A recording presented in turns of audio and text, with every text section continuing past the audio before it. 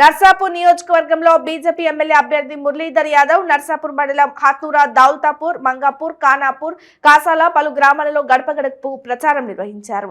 ఈ సందర్భంగా ఎంఆర్పీఎస్ జిల్లా అధ్యక్షులు యాదగిరి, నర్సాపూర్ బీజేపీ ఎమ్మెల్యే అభ్యర్థి మురళీధర్ యాదవ్ మాట్లాడుతూ బీజేపీ అధికారంలోకి రాగానే కాంగ్రెస్ బీఆర్ఎస్ పార్టీకి బుద్ధి చెప్తామని అన్నారు.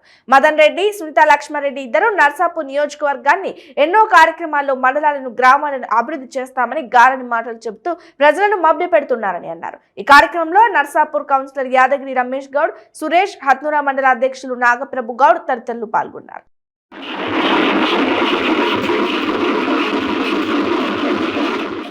వస్తాని చెప్పేసి లక్షలాది మంది మాదిగలను ఎలక్ట్రాన్లో చూసిన తర్వాత ఆయన ఒక్కడేసారి మందకృష్ణ మాదిగలు హత్తుకొని మందకృష్ణ మాదిగ బాధపడుతుంటే నీ బాధపడకు, నీ బాధలు ఓదార్చడానికి నేనున్నా, నీకు అండదండగా నేనున్నా, నీ జాతికి న్యాయం జరగడానికి నేనున్నా అని చెప్పేసి నిండు మనసుతోటి ఆశీర్వదించి ఆదరించి ఒక గట్టి నమ్మకాన్ని మనకు కలిగించిపోయిందనే విషయాన్ని గుర్తు చేస్తా ఉన్నా. ఆ నమ్మకంతో నరేంద్ర మోడీ గారి మీద ఉన్న విశ్వాసంతో బీజేపీ పార్టీకి ఓటేస్తున్న విషయాన్ని గుర్తు చేస్తా ఉన్నా.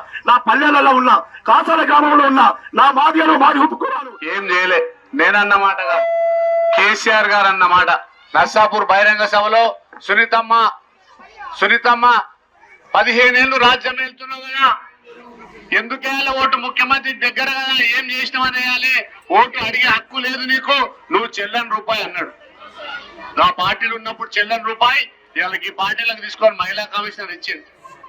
మదన్ రెడ్డి గారు కారు గుర్తు, ముఖ్యమంత్రి గారి దగ్గర కేసీఆర్ గారు తెలంగాణ వచ్చేటప్పుడు తెలంగాణ ఉద్యమంలో దళితులు ఉంటేనే ఉద్యమం సక్సెస్ అవుతుంది, దళితుడిని ముఖ్యమంత్రి చేస్తేనే తెలంగాణ వస్తుంది అని మాయమాటలకు మోసపోయి మీరందరూ తెలంగాణ కోసం పోరాటం చేయండి, తెలంగాణ రాగానే దళితుడిని ముఖ్యమంత్రి చేస్తాను, దళితుని ముఖ్యమంత్రి చేస్తాను. ఇంకో మాట ఏమన్నాడు, తెలంగాణకు నేను కావాలి కుక్కగా ఉంటా అన్నాడు కేసీఆర్ గారు.